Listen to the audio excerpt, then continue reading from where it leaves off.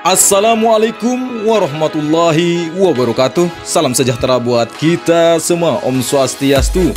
Bagaimana kabarnya bosku dari Sabang sampai Merauke? Saya doakan semoga dalam keadaan sehat selalu, dilancarkan rezekinya dan dipermudahkan segala urusannya oleh Tuhan yang Maha Esa. Amin. Di kesempatan kali ini saya akan berbagi informasi tentunya tentang perkembangan sirkuit MotoGP Mandalika kita tercinta. Sebelum kita mereview progres dari sirkuit ini, sebaiknya kita ngopi dulu terus makan biar kenyang bosku. Biar nggak jadi stres kayak kita ini yang kekenyangan membaca komen para haters dari sirkuit MotoGP Mandalika ini.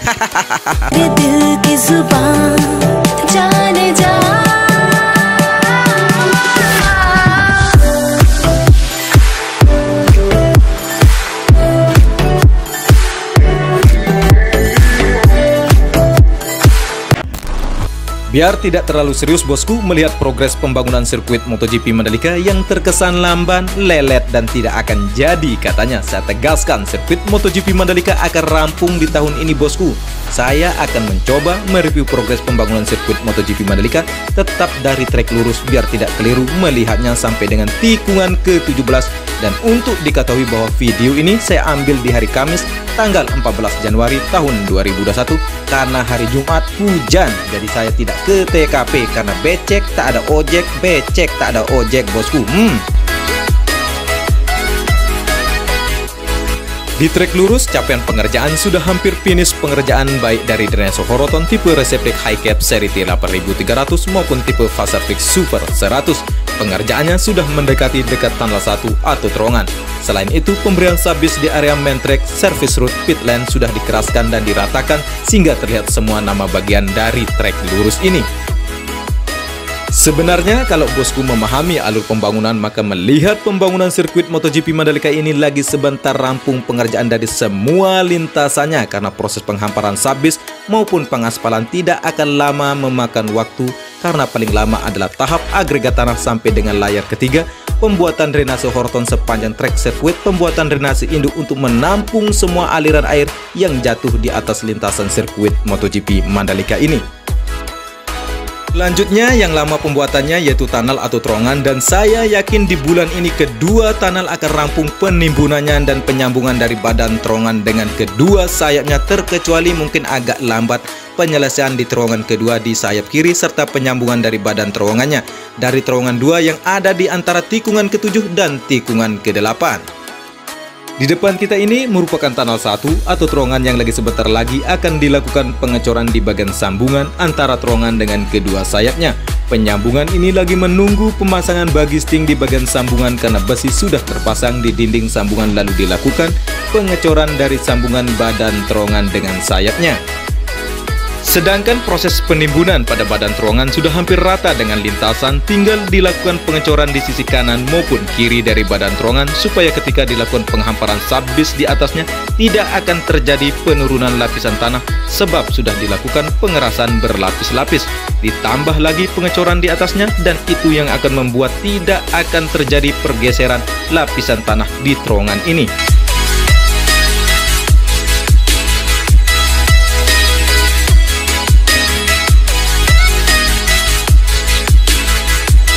Di antara trek lurus dengan tikungan ke-1 sudah selesai penggantian material subis yang tidak sesuai dengan standar lalu diganti dengan spesifikasi subis yang sudah lulus uji. Begitulah rumitnya pengerjaan sirkuit ini, tidak seperti pembangunan jalan raya biasa bosku.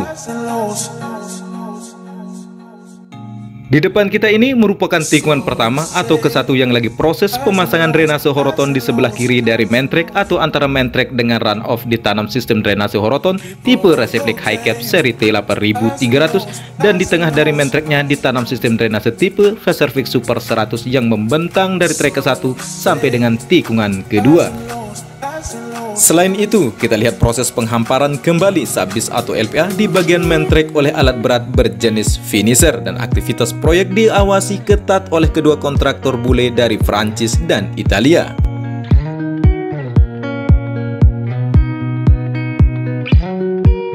Secara garis besar, capaian pengerjaan dari trek ke-1 ini yang menuju tikungan kedua, di mana terlihat jelas bagian dari semua lintasan dari trek ke-1 ini, mulai dari area service road sebelah kanan maupun kiri sudah terbentuk, bahkan service road sebelah kiri sudah dilakukan trial pengaspalan.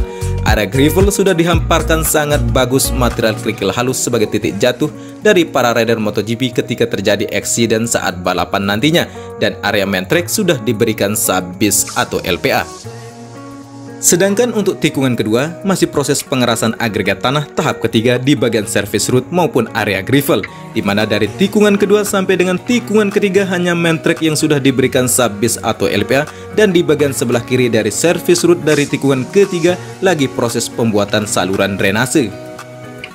Yang kita ketahui bersama bosku, bahwa tikungan ketiga dengan tikungan keempat masih terputus keberadaan sebab masih belum rampungnya sistem drainase induk keempat ini, di mana saluran drainase induk ini capaian pengerjaan sudah hampir rampung di bagian sisi barat dari drainase induk, tinggal dilakukan perakitan besi di atap lalu dilakukan pengecoran. Sampai saat ini saya belum mengetahui apakah panjangnya akan ditambah ke arah barat lagi atau sudah cukup panjang dari drainase induk keempat ini. Selanjutnya, sesudah selesai pembotonan atap, baru dilakukan penimbunan sampai dengan kerataan dari lintasan dari tikungan keempat, dan kita lihat sudah mulai dilakukan penimbunan di sisi kiri maupun kanan dari sistem drainase keempat ini. Ketika sudah tertimbun, maka akan tampak nyata bentuk dari tikungan keempat ini bosku.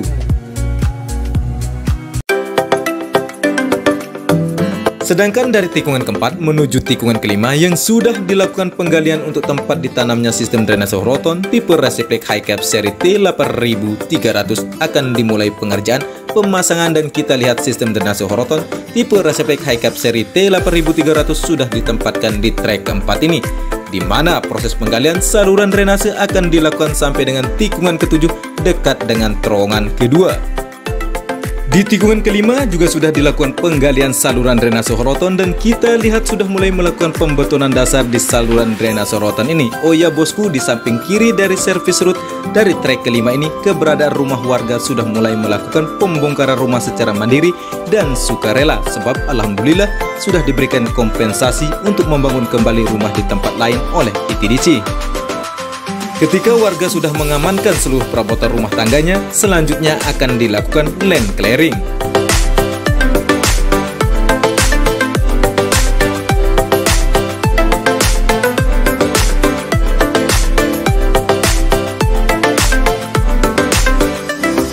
Dari trek kelima menuju tikungan keenam, kita lihat alat berat berjenis eskavator lagi asik membuat saluran drainase horoton di bagian tengah dari main track. Di tengah main track, ketika sudah dipasang sistem drainase horoton, maka akan tersambung bentuknya, sebab ketinggian dari drainase horoton baik tipe T8300 maupun Super 100 akan sejajar nantinya dengan tinggi dari 3 layer jenis aspal. Untuk diketahui bahwa lebar main tracknya yaitu 15 meter secara keseluruhan.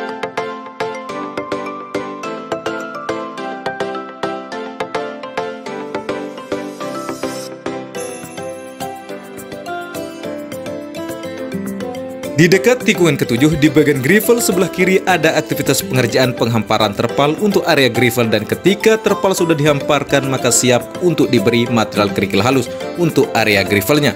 Sedangkan sistem drainase induk kelima sudah tertimbun dan rata dengan lintasan, tinggal dilakukan penyambungan dengan material sub-bis atau LPA dari bagian main track maupun service route-nya.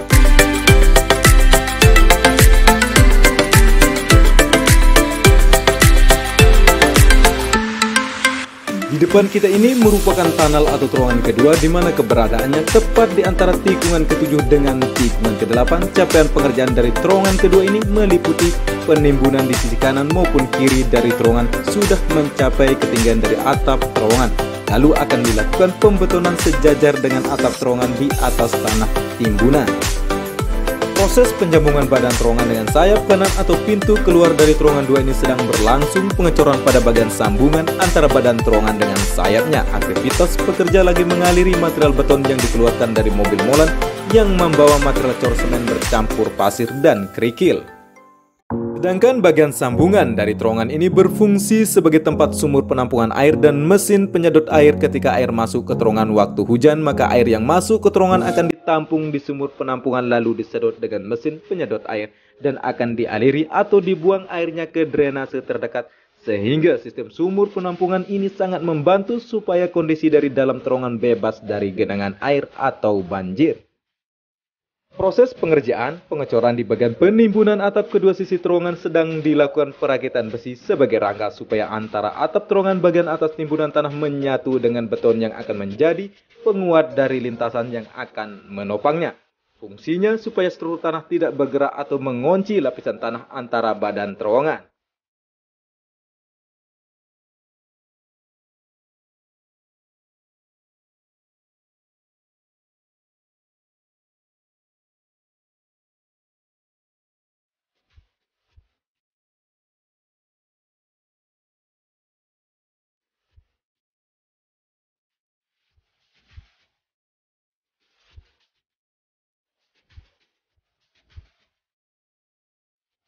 Dari trek ke-8 menuju tikungan ke-9 di mana tidak ada aktivitas proyek di trek ke-8, kondisinya seperti biasa sudah diberikan material sabis atau LPA di bagian main trek dan service road sebelah kanan, walaupun sebagian dan bagian dari lintasan masih belum sepenuhnya dibuat. Untuk tikungan ke-9 sedang dilakukan penggalian dasar yang disebut proses agregat tanah tahap ke-1, di mana akan dilakukan penggalian sedalam 1 meter lalu dilapisi sampai 3 lapis tanah gunung dengan dilakukan pengerasan dan pemerataan secara bertahap. Di tikungan ke-9 ini proses pemerataan sisa bukit sudah hampir rampung pengerjaannya. Aktivitas proyek paling tersibuk di tikungan ke-9 ini.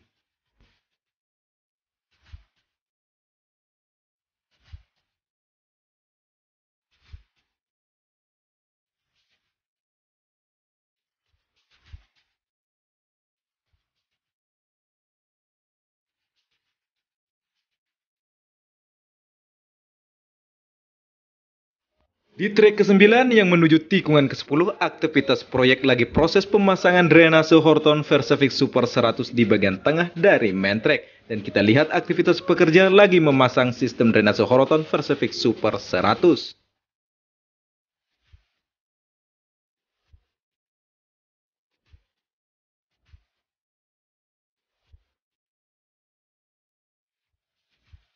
Dan kita menuju tikungan ke-10 di bagian service road bagian kiri atau bekas kebun kelapa yang sudah dilakukan land clearing, sedang proses penimbunan supaya pemadatan di area ini benar-benar kokoh sebab sangat dekat dengan laguna. Karena dekat dengan laguna perlu perlakuan khusus supaya tidak terjadi pergeseran lapisan tanah atas kelembapan air laut dari laguna di tikungan ke-10 ini.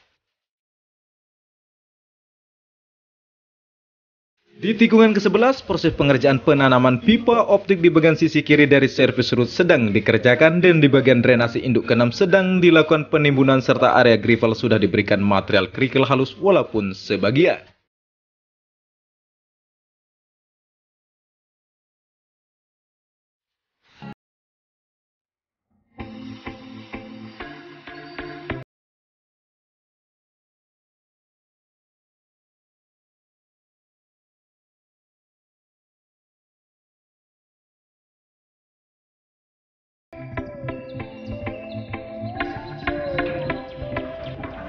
Kita menuju tikungan ke-12 di mana di bagian service road sebelah kanan ada banyak kerbau bosku, sepertinya dia mau balapan. Capaian di trek ke-12 yang menuju tikungan ke-13 ini aktivitas proyek masih pada pemasangan sistem drainase Horton di bagian tengah dari main treknya. Di tikungan ke-13 masih belum tersambung dengan trek ke-12 sebab belum dilakukan penimbunan di drainase induk ke-7. Dari trek ke-13 yang menuju tikungan ke-14 ada aktivitas penimbunan sistem drainase yang sedang dilakukan tepat di tikungan ke-14. Secara keseluruhan dari trek ke-13 yang menuju tikungan ke-14 tidak ada perubahan sama seperti review terdahulu.